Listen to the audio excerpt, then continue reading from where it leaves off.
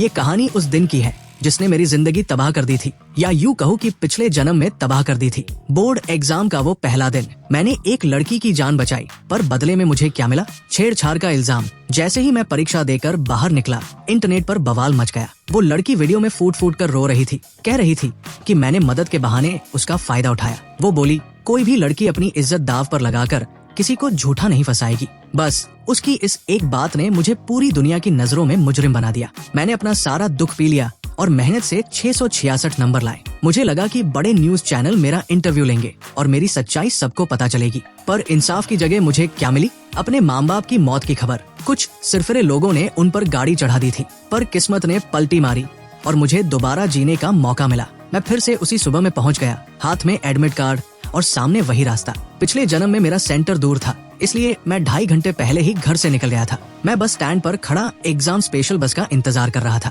तभी बगल में खड़ी एक लड़की, वही जेंग्यू, अपना सीना पकड़कर अचानक जमीन पर गिर पड़ी। मेरी माँ नर्स है, उन्होंने मुझे CPR सिखाया था। मैंने बिना सोचे समझे उसकी जान बचाई, एम्बुलेंस का इंतजार किया और फिर भागते भागते सेंटर पहुंचा। पर जब एग्जाम देकर बाहर निकला और फोन चालू किया तो पैरों तले जमीन खिसक गई। जेंग्यू ने अस्पताल के बिस्तर से रोते हुए वीडियो डाल दिया था कि मैंने उसके बेहोशी का फायदा उठाया। वो पुराना बस स्टैंड था, कोई CCTV नहीं था, कोई गवाह नहीं था। सबने मुझे गालियां दी। मेरी माँ को अस्पताल में बेइज्जत किया गया। पापा की छोटी सी हॉटपॉट की दुकान तोड़ फोड़ दी गई। मुझे लगा कि अच्छे नंबर लाऊंगा तो शायद दुनिया मेरी बात सुने, पर जिस दिन मेरा रिजल्ट आया उसी दिन जेंग्यू ने अस्पताल की छत से कूदकर जान दे दी। उसके घर वाले हमारे घर के बाहर 20 लाख के मुआवजे का बैनर लेकर बैठ गए। मेरे पापा जब सामान लेने निकले तो कुछ न्यूज वालों के चक्कर में उनकी गाड़ी का एक्सीडेंट हो गया और वो दोनों मुझे अकेला छोड़ गए। मैं बदहवास होकर घर पहुंचा तो सीढ़ियों पर तेल गिरा था। मेरा पैर फिसला और सिर सीधे कंक्रीट पर जा लगा।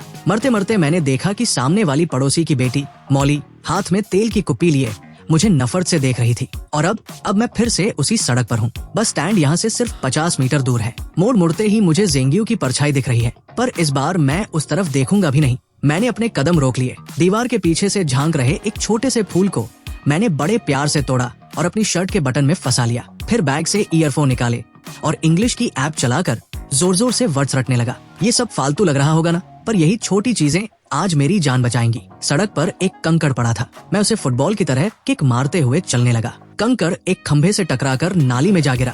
जेंग्यू बस आधे मीटर की दूरी पर थी। वो शराबियों की तरह लड़खड़ा रही थी, पर मैं तो पत्थर के पीछे नाली में कूद गया। झाड़ियों से मेरी आंखों पर खरोंच आई तो मैंने चश्मा उतारकर बैग में रख लिया। नाली सूखी थी। मैंने अपनी आस्तीनें ऊपर चढ़ाई और पत्थरों को साइज के हिसाब से सजाने लगा। धूप में वो पत्थर हीरे जैसे चमक रहे थे। मैंने बड़े चाव से उनकी फोटो खींची और स्टेटस डाल दिया। पिछले जन्म में इस वक्त मैं उसकी छाती दबाकर उसकी जान बचा रहा था और आज मैं यहाँ पत्थरों से खेल रहा हूँ। मैंने एक दिल के आकार का पत्थर उठाया, उसे टिश्यू पेपर से रगड़ रगड़ कर साफ किया और सूरज की रोशनी में ऊपर उठाकर जोर से चिल्लाया, हार्ट। मैं तो गाने भी गाने लगा। बिना चश्मे के मुझे सब धुंधला दिख रहा था, बस हरियाली नजर आ रही थी। तभी मोगरे के फूलों की खुशबू आई। लोहे की जाली के पीछे एक दादाजी पौधों को पानी दे रहे थे। उनके घर की छत पर लगा कैमरा सीधे मेरी तरफ था। मैंने हेडफोन हटाकर कहा, राम राम दादाजी, आपके मोगरे की खुशबू तो मोहल्ले भर में महक रही है। वो खुश हो गए, बोले, बेटा पेपर देने जा रहे हो? मैंने हाँ कहा। उन्होंने मुझे ढेर सारे सुंदर फूल तोड़कर दिए। इस सब में 10 मिनट और निकल गए। तभी कुछ आंटियां झोला लेकर बस स्टैंड की तरफ आती दिखी। मैं फूलों का गुच्छा लेकर उनके पीछे पीछे चलने लगा। एक आंटी ने मुड़कर पूछा, अरे बेटा, ये फूल कहाँ से लाए? मैंने मुस्कुराते हुए अपना चश्मा पहना और कहा, आंटी आपको पसंद है, ये लीजिए। मैंने सारे फूल उन्हें बांट दिए। जब हम बस स्टैंड पहुँचे, जेंग्यू कहीं नहीं दिखी। वो तो बस स्टैंड के पीछे झाड़ियों में गिरी पड़ी थी, जिसे विज्ञापन वाले बोर्ड ने ढक दिया था। किसी को कुछ पता नहीं चला। जैसे ही बस आई, मैं सबसे पीछे जाकर बैठ गया और फिर से कान में ईयरफोन ठूंस लिए। बस चलने ही वाली थी कि एक आंटी की नजर जेंग्यू के गिरे हुए फोन पर पड़ी। फिर उन्होंने उसे देखा और चीख निकल गई उनकी। वो बेचारी नीली पड़ चुकी थी, पर मैंने मुड़कर एक बार भी नहीं देखा। लोग कहेंगे कि मैं रास्ता बदल सकता था या टैक्सी ले लेता, पर क्यों?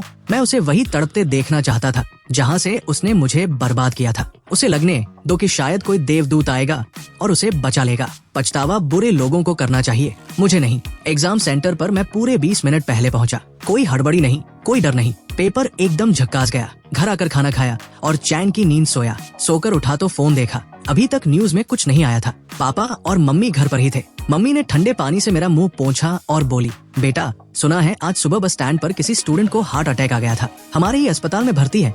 वो उसे हमारे ही अस्पताल के आईसीयू में भर्ती किया गया है, पता नहीं बचेगा या नहीं। पापा बोले, हाँ मैंने भी सुना, बड़ा अफसोस हुआ, इतनी कम उम्र और ऊपर से आज एग्जाम का दिन था। पर बेटे तुम ये सब मत सुनो, फालतू में डर जाओगे। मेरे मम्मी पापा कितने भोले और नेक दिल हैं। वो अब भी उस लड़की के लिए हमदर्दी जता रहे हैं कि बेचारा एग्जाम नहीं दे पाया। उन्हें क्या पता कि पिछली जिंदगी में इसी लड़की की वजह से हमारा पूरा परिवार खत्म हो गया था। पिछली बार उसने मुझ पर इल्जाम लगाया था कि मैंने उसे गलत तरीके से छुआ और मेरी मदद को बदतमीजी का नाम दिया था। शायद उसे अब ये आईसीयू वाला नतीजा ज्यादा पसंद आ रहा होगा। दोपहर के पेपर के लिए मेरा बस से जाने का बिल्कुल मन नहीं था। मैंने पापा से कहा, पापा आज आप अपनी स्कूटी से छोड़ दो ना, अपनों को एक बार खोने का गम क्या होता है ये मैं अच्छे से जानता था, इसलिए अब मैं उनके साथ बिताए हर पल को मुट्ठी में कैद कर लेना चाहता था। पापा ने स्कूटी के पीछे वाला सामान ढोने वाला करियर हटाया, सीट को कपड़े से रगड़ कर चमकाया और हंसते हुए बोले, अरे तू तो बाप से भी लंबा हो गया है, पैर कहाँ रखेगा। मेरी हाइट 6 फुट 3 इंच थी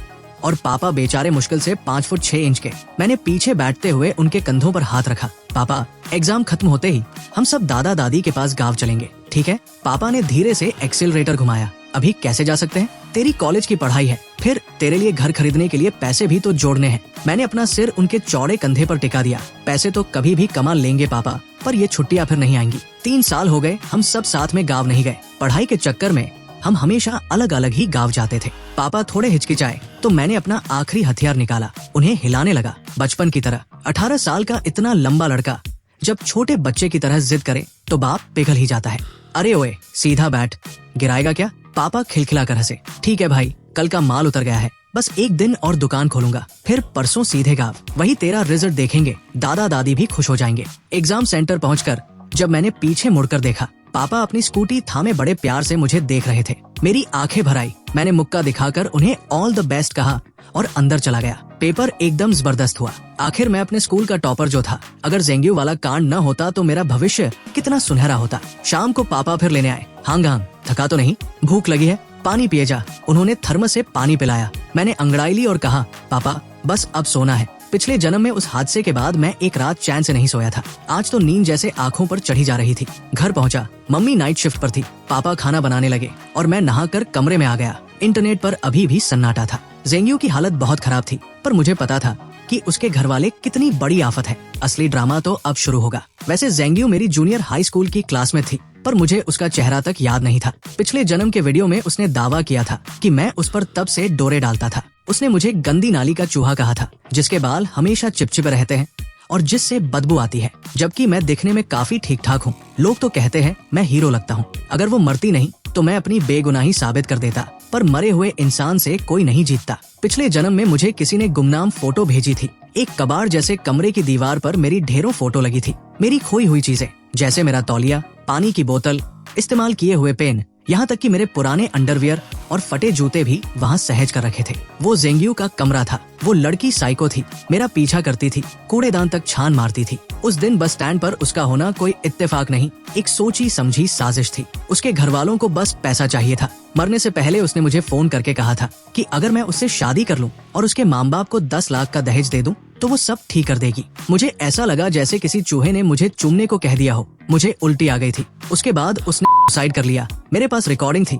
पर दुनिया ने कहा मरने वाला झूठ नहीं बोलता। पर एक सवाल अभी भी था, उसे कैसे पता था कि मैं उसी बस स्टैंड पर आऊंगा। तभी मुझे याद आया, मरते वक्त मैंने अपनी पड़ोसी मौली को देखा था। मौली और मैं साथ ही पढ़ते थे, पर हमारे घरों में कभी बातचीत नहीं होती थी। उसके माँ बाप टीचर थे और बड़े सख्त थे। उसकी जिंदगी का एक एक मिनट उनके हिसाब से चलता था। अक्सर हमारे कमरे की दीवार के पीछे से उनके चिल्लाने की आवाज आती थी, गधी है तू, उस पड़ोस के चाट बेचने वाले के लड़के से कुछ सीख। मेरे पापा ने पहले चाट का ठेला लगाया था, फिर मेहनत से दुकान खोली। वो लोग हमें नीचा समझते थे, पर मैं पढ़ाई में हमेशा नंबर बनाता था, जिससे मौली को मुझसे नफरत होने लगी थी। अगले दिन के पेपर के बाद मैंने दोस्तों के साथ पार्टी का बहाना बनाया और गुपचुप 3 छोटे हिडन कैमरे खरीद लाया। मुझे अपनी ताकत पर भरोसा था, पर इन लोगों की चालबाजियों से बचने के लिए सबूत जरूरी थे। एक कैमरा मैंने घर के पुराने लोहे के दरवाजे के पीछे शुभ लाभ के स्टिकर के नीचे छिपा दिया, दूसरा घर के अंदर और तीसरा अपने कमरे की खिड़की के पर्दे के ऊपर, जहाँ से मौली के कमरे का 2/3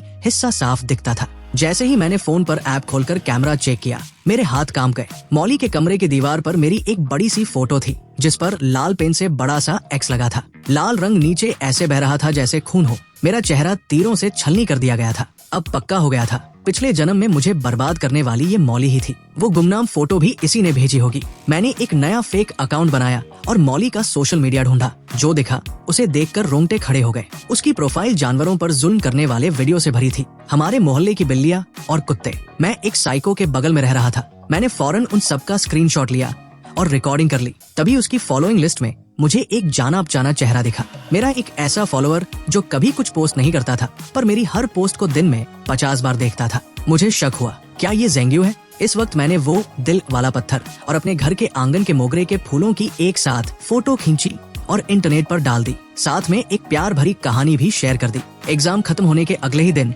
मम्मी ने अपनी 15 दिन की छुट्टी ले ली। पापा ने दुकान पर ताला जड़ा और हम तीनों सीधे अपने गांव निकल गए। जब गांव वालों ने गले लगाया, तब जाकर कलेजे को ठंडक मिली। पिछले जन्म का वो सारा डर और तनाव जैसे कहीं गायब हो गया। मैं अपने छोटे भाइयों और कुत्ते के साथ खेतों में पागलों की तरह दौड़ता खेलता, पर मेरी नजर अभी भी ज़ेंग्यू की खबरों पर थी। उम्मीद के मुताबिक आईसीयू में 6 दिन रहने के बाद उसे होश आ गया और बिल्कुल पिछले जन्म की तरह उसने इंटरनेट पर रोना धोना शुरू कर दिया। उसने बस स्टैंड पर मौजूद उन 7 आंटियों, बस ड्राइवर और मुझ पर इल्जाम लगाया कि हमने उसे मरते हुए छोड़ दिया। उसकी हालत सच में तरस खाने लायक थी। दिल का दौरा पड़ने और इलाज मिलने के बीच 40 मिनट का गैप हो गया था, जिससे उसके शरीर की बैंड बच चुकी थी। अब उसे जरा सा भी झटका लगता तो उसकी जान जा सकती थी। दिमाग की कोशिकाओं को गहरा नुकसान पहुंचा था और ऑक्सीजन की कमी से उसकी किडनियां फेल हो गई थी। अब वो पूरी जिंदगी डायलिसिस के भरोसे थी। वो 18 साल की थी, एग्जाम देने निकली थी। उसके साथ बुरा हुआ, ये सच है। पर क्या इसका मतलब यह है कि हम सब उसकी बर्बादी का बिल भरें?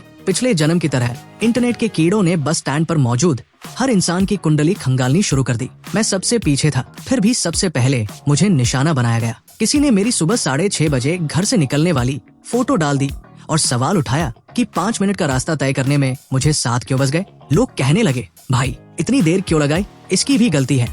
वाह भाई, गलती है की भी हद होती है। पर इस बार मैं कच्चा खिलाड़ी नहीं था। मैंने रास्ते भर जो फोटो खींची थी और छेप कर 50 मिनट पर जो पत्थर वाला स्टेटस डाला था, वो सब सबूत थे। पापा ने उस मोगरे वाले दादाजी से बात की, जो हमारे पुराने कस्टमर थे। दादाजी ने अपने घर के सीसीटीवी की फुटेज दे दी। उसमें साफ दिख रहा था कि 7 बजे तक तो मैं उनसे बातें कर रहा था और फूल तोड़ रहा था। मोड़ की वजह से मुझे बस स्टैंड दिख ही नहीं रहा था। ऊपर से मैंने चश्मा भी नहीं पहना था। बाकी पड़ोसियों के कैमरों ने भी साबित कर दिया कि मैं वही था। बस के कैमरे ने दिखा दिया कि मैं बस स्टैंड पर पैर रखने से पहले ही गाड़ी में चढ़ गया था। मेरा ज़ेंग्यू से आमना सामना हुआ ही नहीं। जब इतने पक्के सबूत सामने आए तो लोगों की सहानुभूति मेरी तरफ मुड़ गई। मैं तो एक सीधा साधा स्टूडेंट था जिसे बेवजह घसीटा जा रहा था। और वो आंटिया, भाई साहब, वो तो प्रोफेशनल फाइटर निकली। जैसे ही ज़ेंग परिवार ने उन पर इल्जाम लगाया, आंटियों ने सीधा उन पर मानहानि का केस ठोक दिया। खासकर वो बॉबकट वाली आंटी, वो तो पूरे शहर की दबंग थी। उन्होंने ज़ेंग परिवार की ऐसी तैसी कर दी।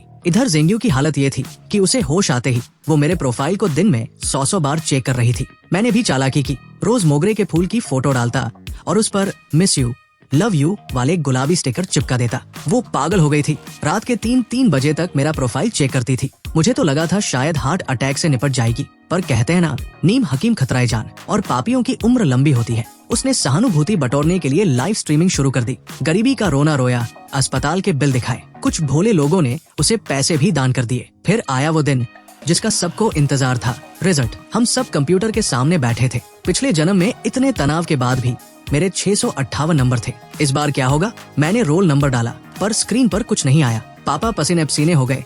दादाजी को लगा गांव का इंटरनेट खराब है। मैंने धीरे से दादाजी का हाथ पकड़ा और मुस्कुराते हुए कहा, दादाजी, टॉप 50 बच्चों के नंबर सीधे स्क्रीन पर नहीं दिखाए जाते। मम्मी पापा को बात समझ आई और वो पागलों की तरह नाचने लगे। पूरे मोहल्ले और गांव को पता चल गया कि कुछ बड़ा हुआ है। दादाजी की तो आंखों से आंसू ही नहीं रुक रहे थे। उन्होंने पापा को डांटा, अरे ओ बुद्धू, खड़ा क्या है? जा शहर से मीट मछली और मिठाई मंगवा, पूरे गांव को दावत देंगे। तभी पापा का फोन बजा। नंबर देखते ही मेरी चीख निकल गई। पापा, ये तो टॉप यूनिवर्सिटी वालों का फोन है। पापा के हाथ कांप रहे थे, फोन ही नहीं उठा पा रहे थे। दादाजी ने फोन छीना और बड़े टशन में बोले, हेलो, हाँ, मैं उसका दादा बोल रहा हूँ। जी जी, बहुत शुक्रिया। पापा और मम्मी ने कान लगा रखा था, पर दादाजी ने उन्हें पास नहीं आने दिया। फोन कटा तो दादाजी और पापा दोनों रो पड़े। बेटा, तूने तो कमाल कर दिया। तेरे 708 नंबर आए हैं, तू पूरे स्टेट का टॉपर है। बस फिर क्या था, टीवी वाले गांव पहुंच गए। मेरा इंटरव्यू हुआ, पूरे देश में मेरा नाम छा गया। जो लोग पहले जेंग्यू की बातों में आकर मुझे कोस रहे थे, अब वो मेरी तारीफों के पुल बांध रहे थे। जेंग्यू की पोल खुल गई। लोग उसे सोशल मीडिया पर झूठी और अटेंशन सीकर कहकर गलियां देने लगे। स्कूल कॉलेज वाले पापा को फोन करके इनाम देने की बात करने लगे। पापा बोले, अब गाँव में नहीं रुक सकते, शहर जाना होगा, एडमिशन की औपचारिकताएं पूरी करनी है। दादा दादी को डर था कि कहीं कोई मेरा एडमिशन लेटर ना चुरा ले। मैं तो चाहता था कि गांव में तब तक रुकूं जब तक जेंग्यू का तमाशा खत्म ना हो जाए। पर पूरा परिवार गाड़ी में बैठा और हम वापस जंगचिंग शहर आ गए। जैसे ही हमारी गाड़ी मोहल्ले के गेट पर रुकी, पड़ोसियों ने हमें ऐसे घेर लिया जैसे कोई फिल्मी सितारा आया हो। मजबूरी में हमें नीचे उतरना पड़ा। मेरे पापा पुराने बिजनेसमैन हैं, मोहल्ले के हर बंदे को जानते हैं। लोग चिल्लाने लगे, अरे सेठ जी वापस आ गए, बधाई हो भाई, क्या खिलाया था लड़के को? 708 नंबर, कैसे पढ़ता था ये? पापा फूलकर कुप्पा हो गए। अरे हमने क्या सिखाना था, ये तो हमेशा क्लास में टॉप 3 में रहता था। एक आंटी ने पूछा, ये खाता क्या है, कौन सी किताबें पढ़ता है? पापा ने मौका देखकर चौका मारा, अरे और क्या खाएगा, हमारी दुकान की स्पेशल मटन करी और मसाला हांडी खाता है, एकदम असली मसालों वाली, दिमाग तेज और पेट ठंडा। पापा ने मुझे आगे कर दिया। मैं भी जानबूझकर पंजों पर खड़ा हो गया ताकि अपनी 6 फुट से ज्यादा की हाइट दिखा सकूं। आंटियां मुझे ऊपर नीचे से देखने लगी, कोई सिर पर हाथ रख रही थी तो कोई गाल खींच रही थी। सब कह रहे थे, कितना सुदर्शन लड़का है, खानदानी शक्ल है इसकी। सब अपनी औलादों के लिए मेरा आशीर्वाद चाह रहे थे। बड़ी मुश्किल से पीछा छुड़ाकर घर की तरफ भागा तो पापा ने चाबियों का गुच्छा मेरी तरफ उछाला और बोले, जल्दी जा दुकान खोल और साफ सफाई कर, मैं माल लेकर आता हूँ। तेरी कॉलेज की फीस भी तो निकालनी है। पापा को अभी भी अपने टॉपर बेटे की डिमांड का अंदाजा नहीं था। मैं और मम्मी अभी दुकान झाड़ ही रहे थे कि पूरा मोहल्ला दुकान पर टूट पड़ा। पड़ोसियों ने तो मम्मी को सलाह दे दी कि दुकान का नाम सेठ जी की दुकान से बदलकर टॉपर की दुकान रख दो। तभी मेरे स्कूल के दोस्त भी पहुंच गए। सबका रिजल्ट अच्छा आया था। वो कहते हैं ना, चढ़ते सूरज को सब सलाम करते हैं। आज वही लोग मेरी आरती उतार रहे थे जो पिछले जन्म में मुझ पर सड़े हुए अंडे और कचरा फेंक रहे थे। रात के 12 बजे तक दुकान पर इतनी भीड़ रही कि सारा सामान खत्म हो गया। पूरे बाजार की रौनक लौट आई थी। नुक्कड़ वाली फूल वाली आंटी ने हमें एक बड़ा सा बुके दिया, सूरजमुखी, गुलाब और मोगरा। हम तीनों हाथ में हाथ डाले घर की तरफ चल दिए। मम्मी पापा आगे चल रहे थे और मैं गुलाब के फूलों के पीछे छिपकर एक सेल्फी ले रहा था। जैसे ही हम घर के दरवाजे पर पहुँचे, सामने वाला दरवाजा खुला। मौली के मम्मी पापा बाहर निकले। उनके चेहरे पर एक बनावटी और चापलूसी भरी मुस्कान थी। अरे सेठ जी, बड़ी देर कर दी आज। पापा ने मुस्कुराकर जवाब दिया, हाँ भाई, आज धंधा जरा चोखा था। बस इतनी सी बात हुई और हम अपने अपने घर में घुस गए। मैं सीधा नहाने गया और कमरे में आते ही फोन चेक किया। वही हुआ जिसका मुझे इंतजार था। जेंग्यू मेरा प्रोफाइल देख रही थी। मेरा अकाउंट असली नाम से था और कई दोस्तों ने उस पर कमेंट किया था कि भाई क्या चक्कर है, प्यार व्यार हो गया क्या? मैंने किसी को मना नहीं किया। तभी मैंने अपने कमरे के कैमरे की लाइव फीड देखी और मेरी चीख निकल गई। मम्मी भागती हुई आई। क्या हुआ बेटा? स्क्रीन पर दिख रहा था कि मौली दीवार से कान लगाकर हमारी बातें सुन रही थी। मैंने झट से फोन तकिए के नीचे छिपाया और हाथ में चार्जर लेकर बैठ गया। कुछ नहीं मम्मी, बस ये चार्जर पैर पर गिर गया था। मम्मी ने लाड जताया और चली गई। उनके जाते ही मैंने ईयरफोन लगाए। मौली अभी भी दीवार से चिपकी थी। उसकी आंखें मेरी खिड़की पर गड़ी थी। उसके बिखरे हुए काले बाल किसी चुड़ैल जैसे लग रहे थे। जब उसे लगा कि मेरे कमरे से कोई आवाज नहीं आ रही तो वो पागल हो गई। उसने हाथ में एक नुकीली चीज उठाई और बिस्तर के पीछे लगी मेरी फोटो को पागलों की तरह गोदने लगी। अगर मैं उसके सामने होता तो वो मुझे 100 बार चाकू मार देती। मैंने अपनी अलमारी से कसरत करने वाला ग्रीपर निकाला और प्रैक्टिस करने लगा। साथ ही पिछले कुछ दिनों की रिकॉर्डिंग देखी। पता चला कि एग्जाम खत्म होने के बाद मौली के माँ बाप ने उसे जबरदस्ती फिर से पूरा पेपर हल करवाया था। रात के 2 बजे तक वो उसे टॉर्चर करते रहे। अगले दिन उसे बहुत पीटा गया क्योंकि उसके नंबर कम आए थे। 600 नंबर लाने वाली लड़की 490 पर अटक गई थी। उसे खाना तक नहीं दिया गया। वो रात भर मेरी खिड़की के बाहर किसी साई की तरह खड़ी रही। बहुत खौफनाक नजारा था, पर पिछले जन्म में जो मेरे परिवार के साथ हुआ उसके सामने ये कुछ भी नहीं था। मैंने जानबूझकर खिड़की का पर्दा थोड़ा खुला छोड़ा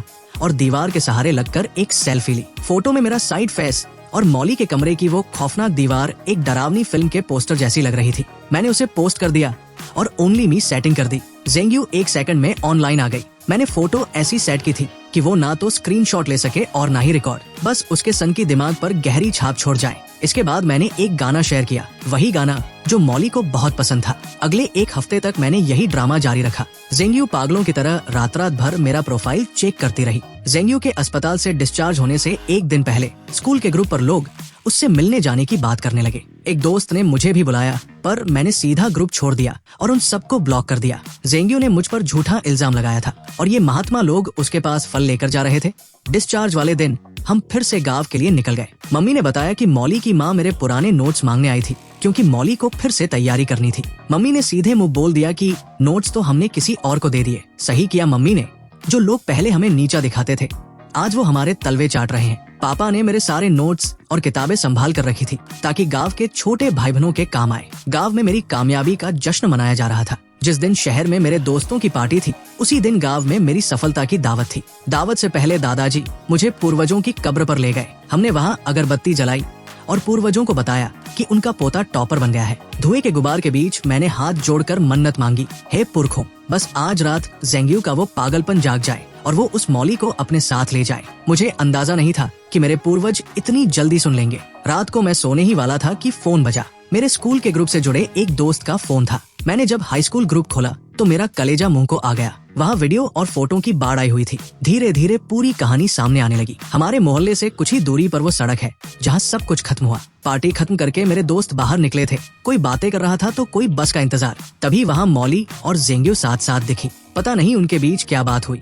पर अचानक दोनों में जोरदार बहस शुरू हो गई। दोस्तों ने बताया कि बहस इस बात पर थी कि जिस दिन जेंग्यू को हार्ट अटैक आया था वो मौली से फोन पर बात कर रही थी और मौली ने उसे कुछ ऐसा कह दिया था जिससे उसे सदमा लगा। दोनों जानी दुश्मन की तरह सड़क पर ही गुत्थम गुत्ता हो गई। उसी वक्त एक तेज रफ्तार रेत से भरा ट्रक वहाँ से गुजरा। जेंग्यू ने अपना सारा जोर लगाया और मौली को ट्रक के सामने धकेल दिया पर मौली भी कम खिलाड़ी नहीं थी। उसने मरते मरते जेंग्यू का हाथ पकड़ लिया और उसे भी अपने साथ खींच लिया। दोनों ट्रक के पिछले पहियों के नीचे आ गई। जेंग्यू की मौके पर ही मौत हो गई और मौली के दोनों पैर कट गए। उसका शरीर सड़क पर बुरी तरह रगड़ गया था। ये मंजर बिल्कुल वैसा ही था जैसा पिछले जन्म में मेरे माँ बाप के साथ हुआ था। मौके पर मौजूद मेरे दोस्त बदहवास हो गए। कोई रो रहा था तो कोई उल्टियाँ कर रहा था। जब मैं ये खबर सुनी तो मैं रजाई में मुंह छिपाकर पागलों की तरह हंसा। मेरी आंखों से आंसू निकल आए पर वो खुशी के थे। मौली को 2 दिन बाद होश आया। उसके कूल्हे के नीचे का हिस्सा काटना पड़ा था और उसकी खाल इतनी छिल गई थी कि डॉक्टरों को उस पर मछली की खाल लगानी पड़ी।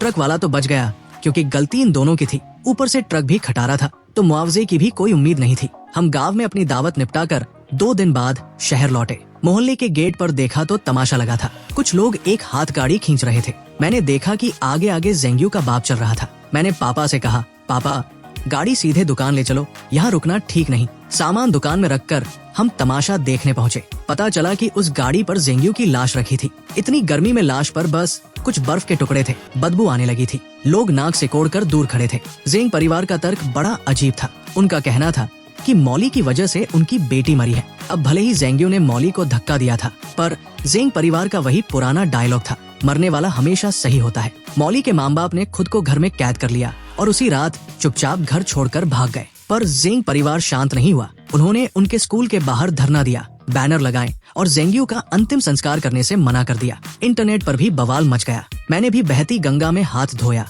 और चुपके से मौली का वो जानवरों पर जुल्म करने वाला अकाउंट वायरल कर दिया। बस फिर क्या था, पूरा देश उनके खिलाफ हो गया। लोग मौली के अस्पताल के बाहर मरे हुए जानवरों की फोटो और बद्दुआओं वाले पोस्टर चिपकाने लगे। जो नफरत पिछले जन्म में मेरे परिवार ने झेली थी आज वो सब उनके साथ हो रहा था। पर मुझे पता था कि ये लोग अभी भी खतरनाक हैं। मौली के माँ बाप टीचर थे, एक बायो का और एक केमिस्ट्री का। ऊपर से अब उनकी बेटी अपाहिज हो गई थी, एज चली गई थी, नौकरी छूट गई थी और पैसा खत्म हो गया था। ऐसे लोग जहरीले नाग की तरह होते हैं। मैं साये की तरह अपने माँ बाप के साथ रहने लगा। उन्हें अकेले बाहर नहीं जाने देता था। शुरू में उन्हें लगा मैं मजाक कर रहा हूँ, पर जब मैंने उन्हें पूरा खतरा समझाया तो वो भी सावधान हो गए। 1 हफ्ते बाद खबर आई जिसने पूरे देश को हिलाकर रख दिया। ट्रक कंपनी ने इंसानियत के नाते जेंग परिवार को 5 लाख रुपए दिए थे, जिसके बाद उन्होंने गांव में तेरवी रखी। जेंग के माँ बाप को लाइमलाइट का चस्का लग गया था। उन्होंने पूरे गांव को दावत दी और उन न्यूज वालों को भी बुलाया जो मौली के खिलाफ बोल रहे थे। उनमें वो लड़का और उसके माँ बाप भी थे